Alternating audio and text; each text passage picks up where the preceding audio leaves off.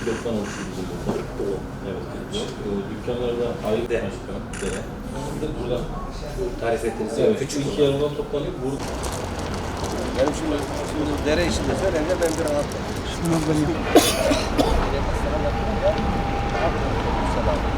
Ama hem dere ıslahı yaptınız, sen suyu kontrol altına alıyorsun. Birbirimize katlanacağız.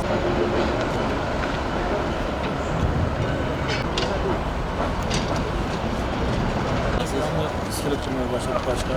Biz cephelerine yakında renklenecek inşallah. Şu anda 865 konutun çalışmasını burada sürdürüyoruz. Burada yıl sonuna kadar tamamlanması planlanıyor. Süremiz de o şekilde.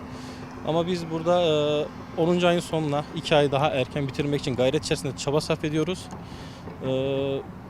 TOKİ başkanımız olsun, buradaki belediye başkanlarımız olsun. Bütün kurumlar el ele burada vererek daha iyi bir çalışma çıkartabilmek için mücadele veriyoruz. Yani Malatya'mızı en kısa zamanda ayağa kaldırmak için çabalıyoruz. Başkanlarımız da sağ olsunlar ziyaretlerde bulunarak bize yardımcı oluyorlar. Yaşamış olduğumuz sıkıntıları birebir takip ediyorlar. Ve bu doğrultuda biz de onlarla birebir görüşme fırsatımız olduğu için onlara teşekkür ediyoruz. Çamurlu mahallemizdeki Akos kışlası içerisindeki şantiye alanındayız. Birinci etapta az önce Ünal Bey şantiye şefimiz gerekli açıklamaları yaptı. 850 tane konut burada birinci etapta inşa ediliyor. Gördüğünüz gibi inşaat hızla ilerliyor.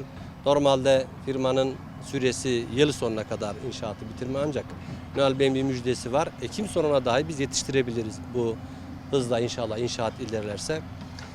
Çok nezih, şehir merkezine yakın, temiz havası olan bir bölgemiz.